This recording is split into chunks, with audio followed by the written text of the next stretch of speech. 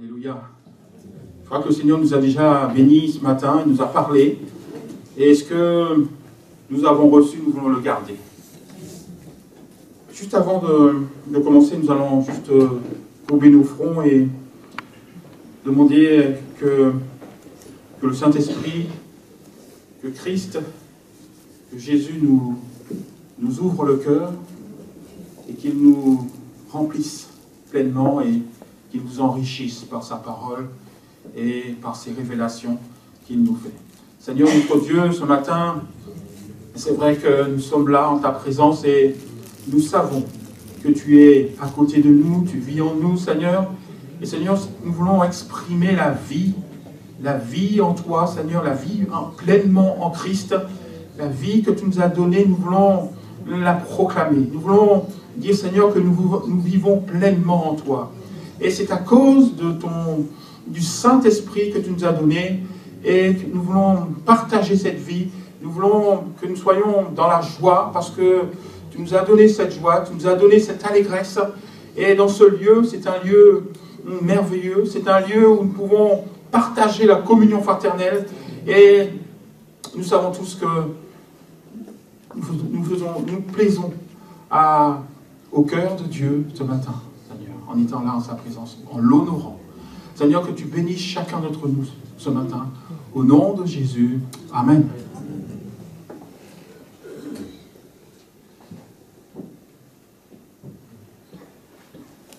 Mon titre de mon message ce matin, c'est « As-tu été transformé pour recevoir ce que tu demandes ?» C'est vrai que nous demandons beaucoup à Dieu. À chaque instant, nous sommes toujours à demander à Dieu. Vous avez raison de demander. Hein? Il dit « Demandez, vous recevrez ». Et nous avons un Dieu bon. Il répond. Et comme dit mon titre, « As-tu été transformé pour recevoir ce que tu as demandé ?» Ce matin, je vais lire avec vous dans 1 Samuel chapitre 9. On lira aussi 1 Samuel chapitre 10.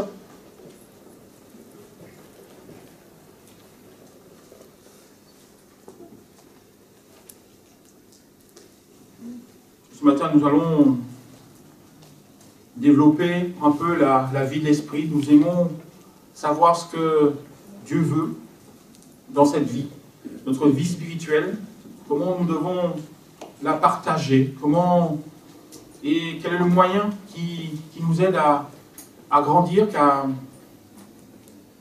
marcher dans cette vie spirituelle. Alors, 1 Samuel, chapitre 9, verset 22, Samuel prit Saül et son serviteur, les fit entrer dans la salle et leur donna une place à la tête des conviés, qui étaient environ de 30 hommes. Samuel dit au cuisinier, « Sers la portion que je t'ai donnée en te disant, mets-la à part. » Le cuisinier donna l'épaule et ceux qui l'entourent, et il la servit à Saül. Et Samuel dit, « Voici ce qui a été réservé, mets-le devant toi et mange, car on l'a gardé pour toi lorsque j'ai convié ce peuple. » Ainsi Saül mangea avec Samuel ce jour-là. On lira tout le texte jusqu'au verset 13 du chapitre 10. Je continue donc. Ils descendirent du haut lieu à la ville, et Samuel s'entretint avec Saül sur le toit. Puis ils se levèrent de bon matin, et dès l'aurore, Samuel appela Saül sur le toit, et dit, « Viens, je te laisserai partir. » Samuel se leva, et il sortit tous deux, lui et Samuel. Quand ils furent descendus à l'extrémité de la ville, Samuel dit à Saül, « dis à ton serviteur de passer devant nous. Et le serviteur passa devant. Ensuite, Samuel lui dit, arrête-toi maintenant, reprit Samuel, et je te ferai entendre la parole de Dieu. On voit dans ces instants-là que Samuel commençait à instruire Saül dans ses nouvelles fonctions. Ensuite, au chapitre 10, Samuel prit, c'est le moment au moment de l'onction, quand Samuel allait oindre d'huile Saül, Samuel prit une fiole d'huile qu'il répandit sur la tête de Saül et le baisa et dit, l'Éternel ne t'a-t-il pas oint pour que tu sois le chef de ton héritage, de son héritage.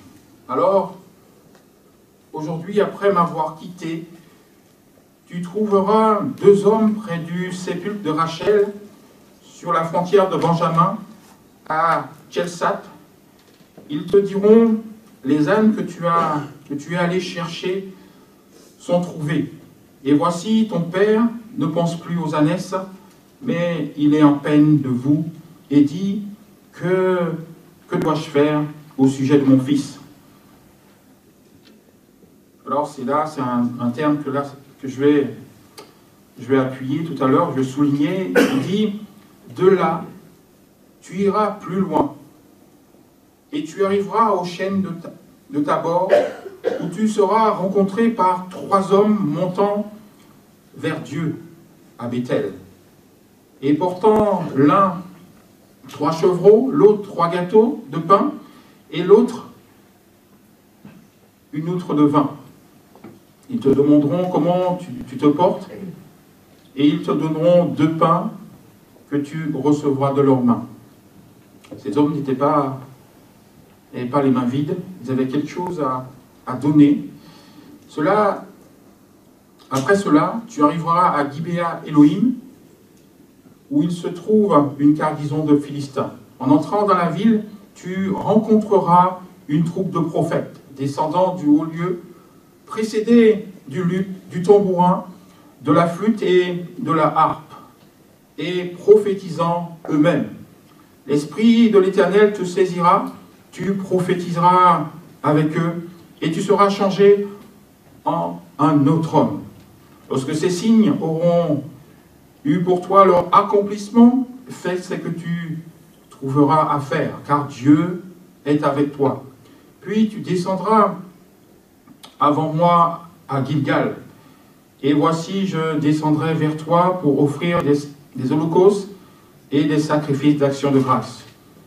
Tu attendras 7 jours jusqu'à ce que j'arrive auprès de toi et que je te dise ce que tu dois faire. Dès que Saül eut tourné le dos pour se séparer de Samuel, Dieu lui donna un autre cœur. Et tous ces signes s'accomplirent le même jour. Lorsqu'ils arrivèrent à Gibéa, voici une troupe de prophètes vint à sa rencontre. L'Esprit de Dieu le saisit et il prophétisa au milieu d'eux. Tous ceux qui l'avaient connu auparavant virent qu'il prophétisait avec les prophètes. Et l'on disait l'un à l'autre dans le peuple, qu'est-il arrivé au fils de Kis? Samuel est-il aussi parmi les prophètes? Quelqu'un de Gibéa répondit, et qui est leur père? De là, le proverbe, Saül est-il aussi parmi les prophètes? Lorsqu'il eut fini de prophétiser, il se rendit au haut lieu. Vous avez vu? Quand on a fini de prophétiser, quand il eut fini de prophétiser, il retourne au haut lieu, il retourne à la source, il retourne à la maison de Dieu, là où nous faisons le plein, là où il y a les réserves spirituelles pour notre vie. Cet homme, Saül, était passé par la main de Dieu. Ce n'est pas pour rien qu'on passe par la main de Dieu. Nous avons toujours un enseignement à recevoir de la part de Dieu. Nous avons cette expression qu'on dit souvent, nous allons partager la parole de Dieu. C'est une bonne chose de vouloir partager la parole de Dieu. Et nous voyons au verset 22, chapitre 9, verset 22, quand Samuel place Saül à la tête des convives. C'est une place de choix. Et je dirais que nous aussi, ce matin, vous avez honoré le Seigneur. Vous êtes là. Et c'est une place de choix d'être en ce lieu. C'est une bénédiction. Parce que quand on continue, quand on regarde le texte, c'était pourquoi? Pour quelle raison? Il y avait un repas, il y avait quelque chose qui était préparé pour Saül. Et ce matin aussi, Dieu a préparé quelque chose pour vous. Ce matin, vous êtes partis de chez vous sans savoir ce que vous allez recevoir. Vous êtes venus ce matin. C'est un acte de foi de venir à l'église ce matin.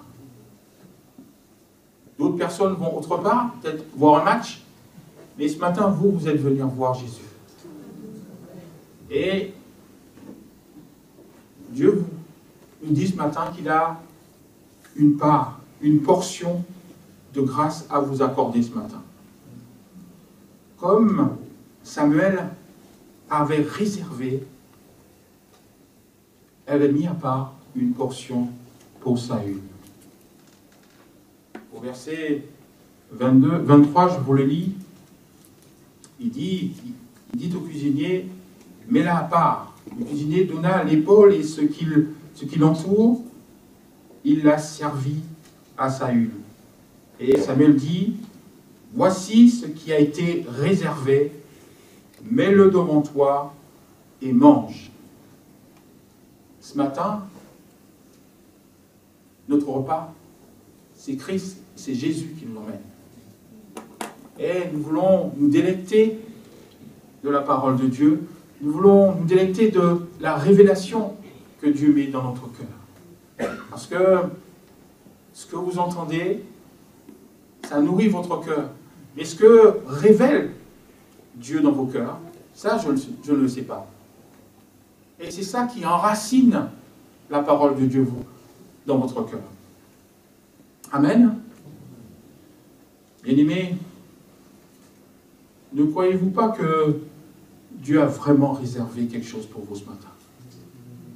Je voudrais que vous puissiez imaginer que vous êtes venus à un festin, à un repas ce matin. Vous attendez quelque chose de Jésus-Christ. Amen. Quelle grâce, quelle bénédiction d'être là ce matin. La part que Dieu nous réserve ce matin. Quelle est la part que Dieu nous réserve ce matin? Nous l'avons lu. C'est une part de joie. C'est une part d'allégresse. Vous savez, quand on prie, quand on fait une demande à notre Dieu et que, à la fin de la prière, nous avons ce sentiment, cette conviction en nous que nous sommes dans la paix. C'est un signe que notre prière est exaucée. Nous repartons dans la paix. Et ce matin, c'est cette paix que Dieu veut poser dans votre vie, dans votre cœur. Le Seigneur nous invite à... Ce matin, vous êtes venus dans ce lieu, et j'imagine ce lieu comme les parvis, le parvis du Seigneur. Et le Seigneur est là, parmi nous ce matin.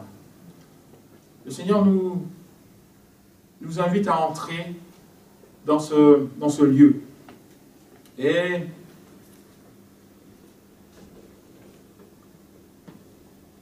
cher ami, chers frères et sœurs, notre place est près du cœur de Dieu. Nous ne sommes pas là comme des spectateurs. Nous voulons voir Jésus à chaque instant, à chaque moment où je parle, à chaque moment où je proclame la parole de Dieu. C'est Christ que nous voulons voir. Nous ne voulons pas que nos idées, nos pensées aillent ailleurs. C'est Christ que nous voulons voir révélé dans nos vies. Et cela, c'est la gloire de Dieu que nous voulons voir à chaque instant. Parce que ce matin, la parole de Dieu dit que nous avons du prix aux yeux de Dieu. Même si quelquefois nous pouvons nous mépriser, mais nous avons du prix aux yeux de Dieu. Parce que il veut nous communiquer son caractère. Jésus-Christ veut nous communiquer son caractère.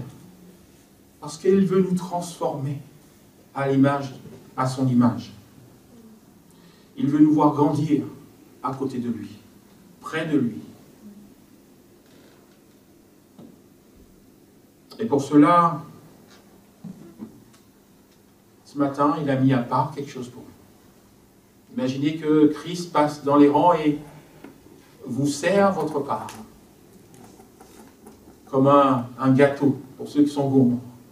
Il a quelque chose de préparé pour vous ce matin. Il veut vous le donner et il attend que les cœurs soient prêts et dispos. Ces mets succulents. Une nourriture spirituelle. Samuel avait pris soin de mettre à part une portion pour Saül. Jésus aussi a pris soin de mettre à part la portion pour nous. Est-ce que vous acceptez ce matin la portion que Jésus a préparée pour vous? Je crois qu'on a besoin ce matin encore plus de la présence de Jésus.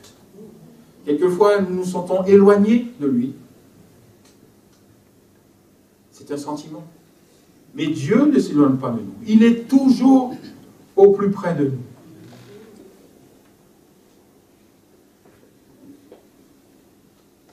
Nous voulons être au bénéfice de sa grâce ce matin. Ces choses, mes frères et sœurs, nous devons les saisir par la promesse de Dieu. Nous devons les saisir par la promesse de la parole. Vous lisez la parole. Vous lisez les textes de la Bible. Vous aimez lire la parole de Dieu. Vous aimez lire les promesses de Dieu. C'est avec ces promesses. Et c'est grâce à ces promesses que nous pouvons saisir ce que Dieu a pour nous ce matin. Ce n'est pas avec mon énergie, ma force physique, ma force mentale, ma volonté. C'est parce que Dieu nous a instruits par sa parole. Dieu nous a donné le conseil. Dieu nous a instruits par sa parole et ses promesses. Nous les avons mis là dans nos cœurs. Et c'est ces promesses qui vont nous aider à saisir pleinement les richesses de notre Dieu, pleinement la part qu'il nous a donnée ce matin. Bien-aimés, ce matin, c'est notre part d'entendre la parole de Dieu. C'est notre part d'entendre la voix de Jésus ce matin. Et Jésus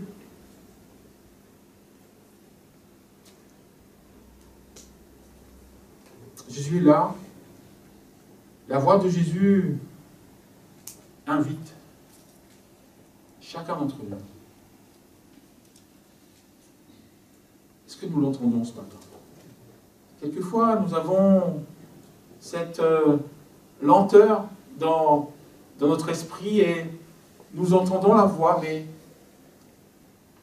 il n'y a pas de réaction.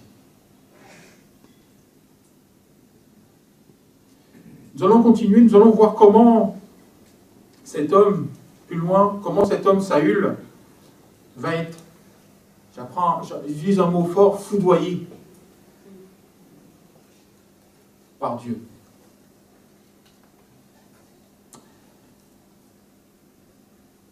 Ce matin, mon frère, ma sœur, Jésus t'invite à t'approcher de lui et lui s'approchera de toi. Si tu fais le premier geste, si tu poses le premier acte de foi, lui aussi, il s'approchera de toi. Parce qu'il désire reconquérir ton cœur. Il désire encore se saisir de ton cœur. Et pour cela, il t'apprendra à écouter. Parce que peut-être avons-nous oublié, nous ne savons plus écouter la parole de Dieu. Nous ne savons plus écouter la voix de Dieu. Parce qu'il y a tellement de bruit dans notre cerveau qu'on n'entend plus. On n'entend que le bruit de nos soucis. On n'entend que le bruit de nos rancunes. On n'entend que le bruit de nos décisions, de ce que nous avons arrêté dans notre tête. Nous voulons dire, Seigneur Jésus, calme, enlève tout ce qui tourne rond, en boucle, dans notre tête. Vous savez, vous avez l'habitude de ça, des choses qui tournent en boucle. Ça tourne en boucle dans la tête et on n'arrive pas à l'enlever. Je crois que on connaît très bien cette attitude que nous avons tous les jours. Christ est seul celui qui délivre de nos chaînes. Ça aussi, c'est des chaînes. C'est des chaînes que nous voulons apporter aux pieds de Jésus.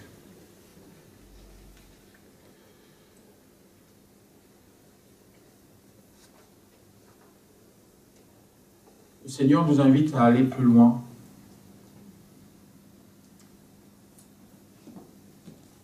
Je vais lire avec vous le chapitre 10. Je vous rappelle, le chapitre 10, j'aime beaucoup ce verset. Et c'est Samuel qui dit, « De là, tu iras plus loin. »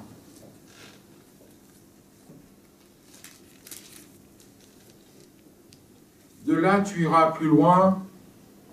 Tu iras aux chênes de Tabor, où tu seras rencontré par 3 hommes montant vers Dieu à Bethel. Dieu vous donne une direction ce matin.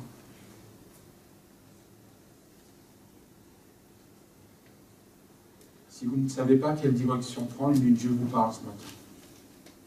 À l'image de Saül. Samuel lui a donné une direction.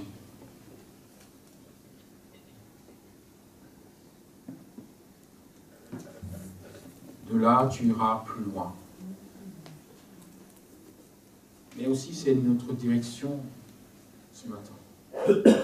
Dieu nous prend par la main et veut nous accompagner. Saül écoute, obéit. Et ce que je veux souligner, c'est que le texte dit, le verset dit, de là où tu es, de la situation où tu es, de la vie où tu mènes aujourd'hui, de ta situation géographique, de ce que tu as, du peu que tu as. Mais de là, tu iras plus loin. Dieu veut t'amener plus loin avec lui. Ne sois pas bloqué. N'aie pas peur. Ce que tu peux dire avec le peu que j'ai, je n'aurai pas les moyens d'avancer. Parce que spirituellement, je ne connais pas grand-chose dans la parole de Dieu. Parce que je ne prie pas beaucoup, je n'ai pas assez de foi. Dieu te dit, avec le peu que tu as, de là, de ta situation, tu iras plus loin. Parce que Christ est avec toi. Parce qu'il marche devant toi. Et il te fera découvrir une nouvelle dimension de la vie avec Dieu. Ce texte signifie que c'est une marche c'est une décision de foi, une décision de marcher, de partir avec Jésus. Et en continuant dans le verset, il dit, quand je reprends, de là tu iras plus loin et tu arriveras aux chênes de Tabor et tu seras rencontré par 3 hommes. Ces 3 hommes, je pourrais les représenter par Christ. C'est notre rencontre avec Jésus-Christ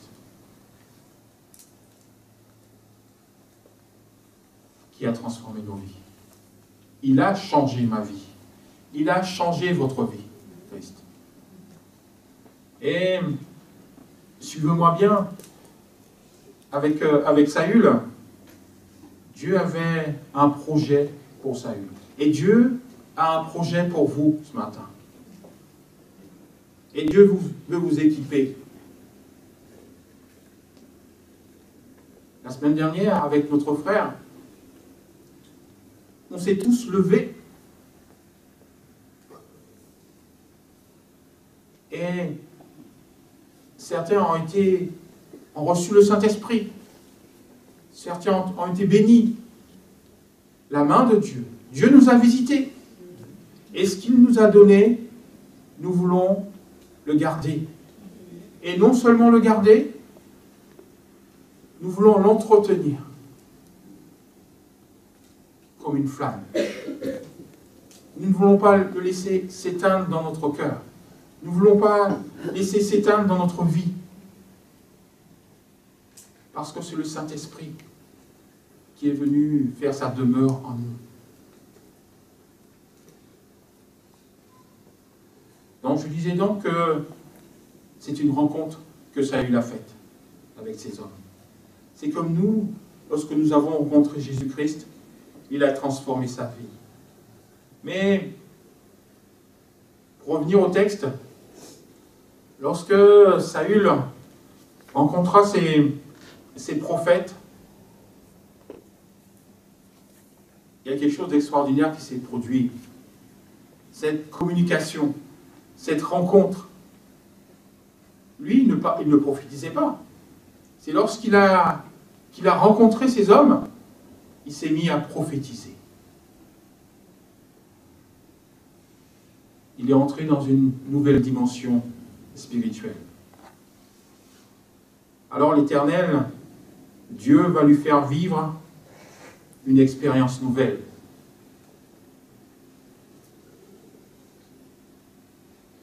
Là où je veux vous emmener, c'est ce que nous avons reçu de Dieu, nous devons l'entretenir. C'est comme un feu, nous devons l'alimenter par du bois et pour garder la flamme. Sinon elle s'éteint, malheureusement.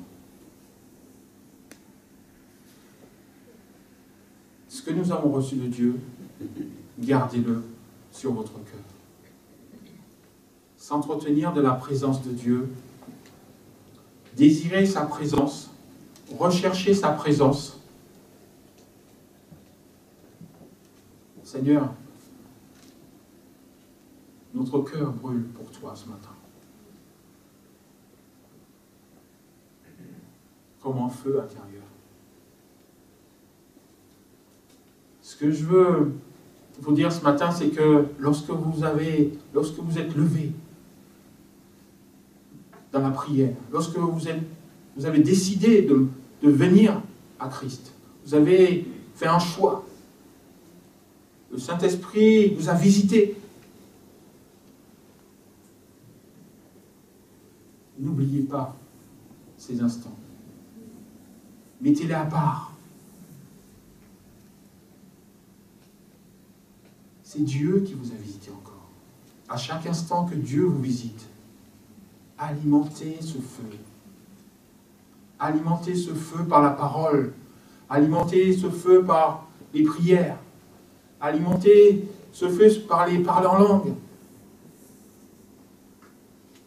Ne laissez pas le feu s'éteindre.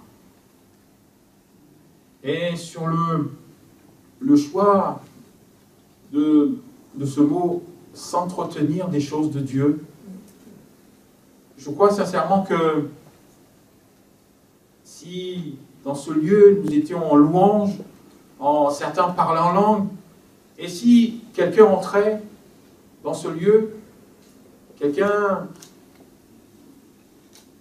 qui entende nos voix, je crois que le Saint-Esprit pourrait le communiquer aussi, cette grâce. Et c'est ce qu'a vécu Saül avec les prophètes. Hein? Il est venu participer à leur joie. Il est venu participer à leur allégresse. Parce qu'on voit, ces hommes, ces prophètes étaient dans la joie. Ils étaient accompagnés d'instruments de musique. Le texte dit de luth, de tambourin, de flûte, de harpe. Et ils prophétisaient. C'est vrai que la musique aide aussi à préparer les cœurs.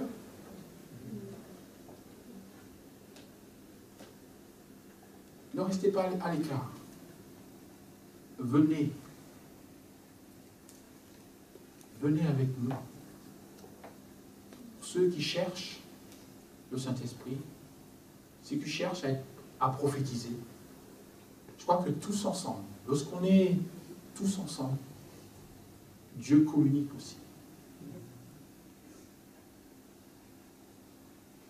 Tout seul, c'est bien, sûrement. Mais lorsque deux ou trois sont en la présence de Dieu, je crois que Dieu répand sa bénédiction. Hein? Nous avons l'exemple dans les actes des apôtres, quand ils ont été remplis du Saint-Esprit. Je crois qu'ils n'étaient pas tout seuls. Ils étaient nombreux quand même. Hein? Et je crois que plus on est nombreux, plus ça plaît à notre Dieu. Plus ça réjouit le cœur de Dieu. Et plus, je crois qu'il se plaît à bénir, à répandre sa bénédiction. Éphésiens 5, 19 nous dit « Entretenez-vous par des psaumes », vous connaissez bien ces textes, par des hymnes, par des cantiques spirituels, chantant et célébrant de tout votre cœur les louanges du Seigneur. Ce sont des moments bénis lorsque nous passons devant Dieu. Ne soyez pas timides, n'ayez pas peur, parce que Hébreux 4, 16 nous dit « Approche-toi ». Approchons-nous donc de Dieu avec assurance. Viens avec assurance auprès de ton Dieu. C'est une démarche de foi, je le disais, pour trouver grâce à ses yeux et être secouru dans le besoin. Nous avons besoin de recevoir ces dons. Nous avons besoin de recevoir cette part que Dieu a réservée pour nous. Et nous avons besoin de vivre. C'est pour vivre notre vie spirituelle. C'est pour vivre la vie du Seigneur, la vie en Jésus-Christ. Nous avons besoin de manifester cette vie. Nous avons besoin d'être dans la joie, une vie de famille.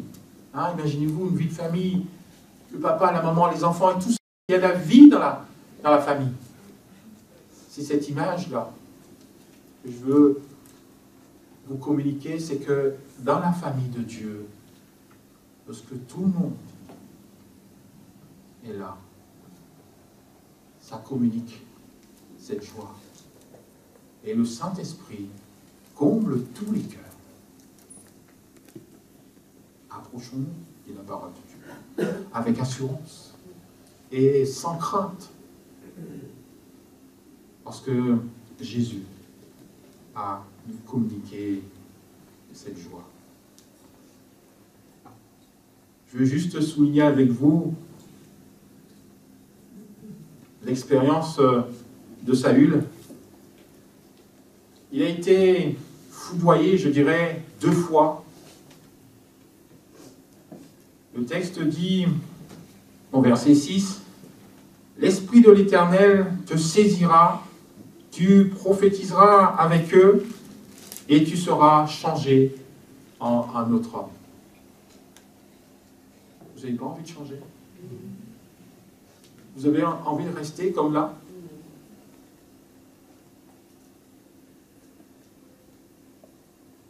Chers amis, si Dieu change les cœurs,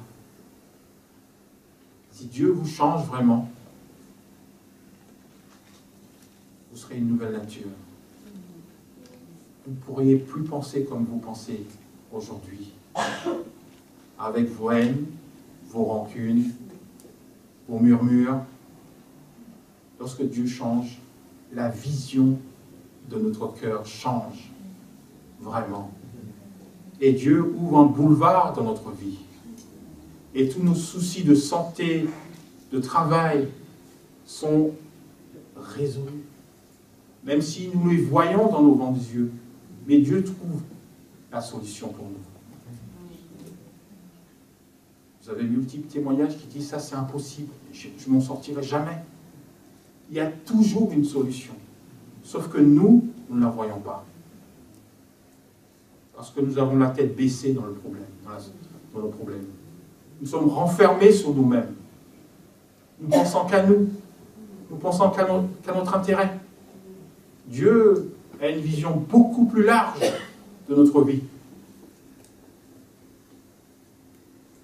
Et au bout du chemin, il veut notre salut. Parce que, quelquefois, les choix que nous faisons, nous ne savons pas où ils nous mènent. N'écoutons pas les pensées de l'ennemi, le diable, qui nous entraîne, qui nous donne des raisons, des bonnes raisons, pour nous entraîner en enfer. Donc je disais donc, Saül a été changé en un autre homme. Quand je lis ce verset, j'ai envie de vivre cette expérience-là. Hein? C'est extraordinaire de faire des expériences avec le Seigneur. Et la parole dit, c'est quand on a vécu ça, le baptême du Saint-Esprit, ce changement, Dieu renouvelle chaque matin, chaque jour, sa présence en nous. C'est merveilleux de vivre ces choses-là. Au début, quand j'ai commencé dans la vie chrétienne,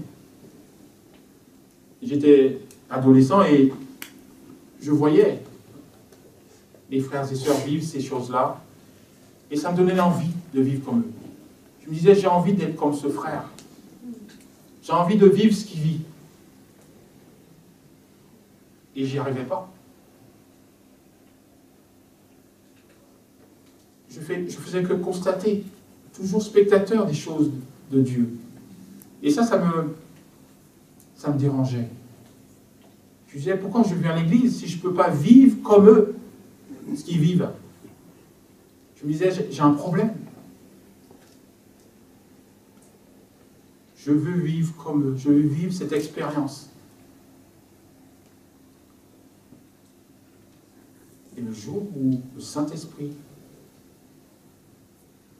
arrive dans votre cœur, réellement ça change. Réellement, vous êtes changé. La deuxième fois où Dieu le visita Saül, on lit au verset 9, « Dès que Saül eut tourné le dos pour se séparer de Samuel, Dieu lui donna un autre cœur. » Pourquoi Dieu l'a encore visité, puisqu'il l'avait déjà transformé? Je me dis, avec une seule fois, ça suffit. Dieu peut te transformer une seule fois. Dieu a choisi de le visiter une deuxième fois. Pourquoi il parle de cœur? Parce que Dieu a besoin d'enraciner sa parole au plus profond de ton cœur. Chers frères et sœurs, nous savons très bien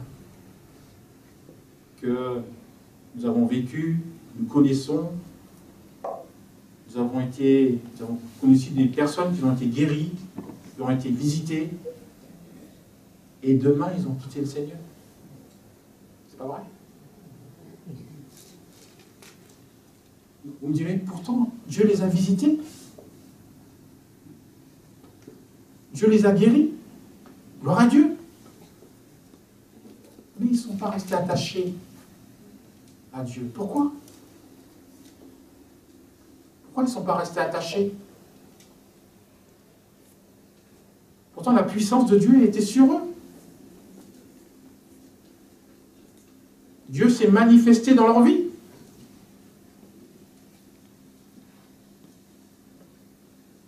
Dieu guérit, c'est vrai. Gloire à Dieu.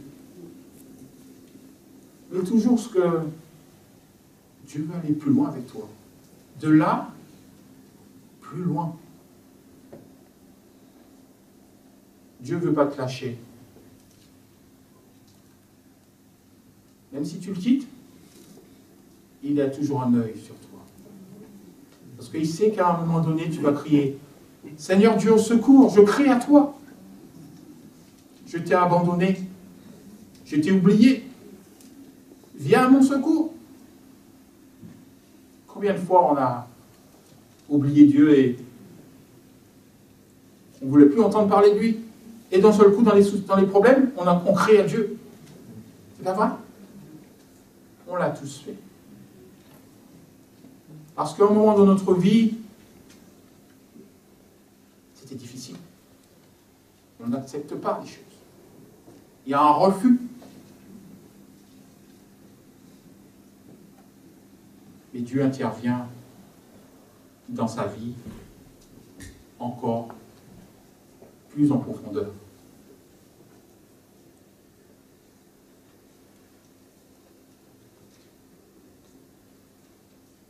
C'est comme une pluie qui tombe sur une terre aride. C'est une pluie, c'est une rosée. Mais elle ne rentre pas tout au plus profond de la terre. Elle reste juste en surface. Avec un peu de soleil, la terre devient toute sèche. Elle n'a pas fait son effet.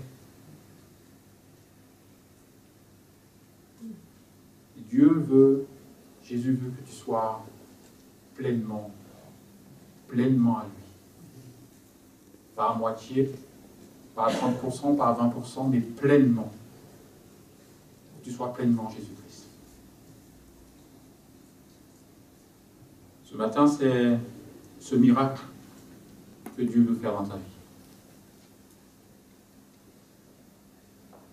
Ou peut-être continuer à le faire dans ta vie. Ce que je voulais juste souligner avec vous, c'est ce témoignage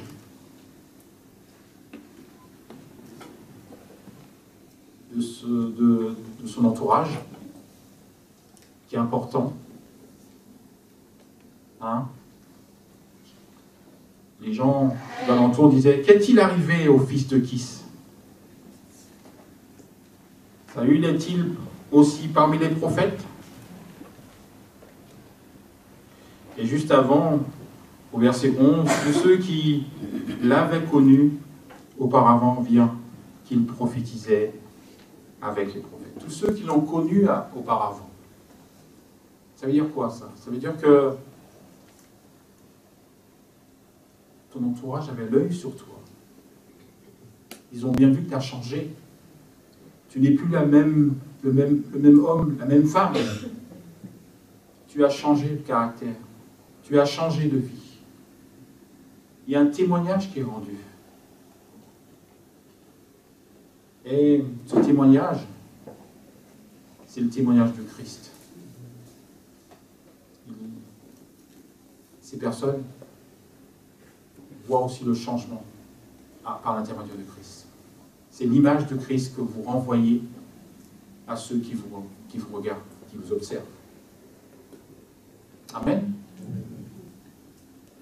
Je crois que la parole de Dieu est une parole puissante. C'est l'évangile, celle qui transforme les cœurs et les vies. Et lorsqu'elle arrive dans un esprit, dans une vie, elle le transforme. Et nos esprits sont marqués. Sont marqués par le sceau de la parole de Dieu, parce qu'un jour, Dieu va nous réclamer. Un jour, tu as entendu la parole de Dieu et tu n'as pas réagi. Dieu veut changer nos cœurs encore et encore pour lui ressembler Christ. C'est là notre désir ce matin. Ce matin, je vous invite à vous lever. On va terminer par la prière.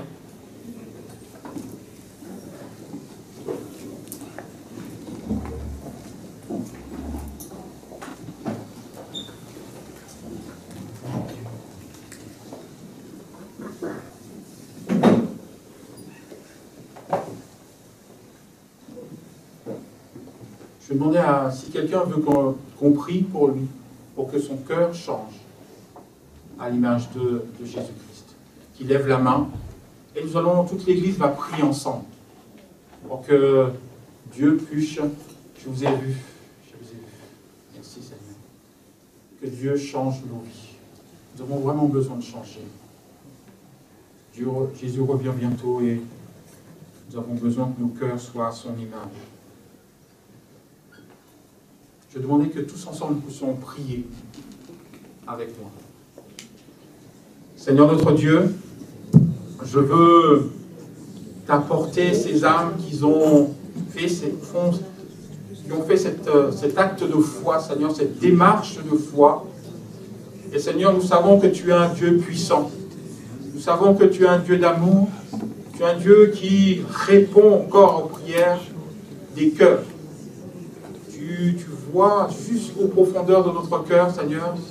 Et ce matin, nous voulons te dire merci.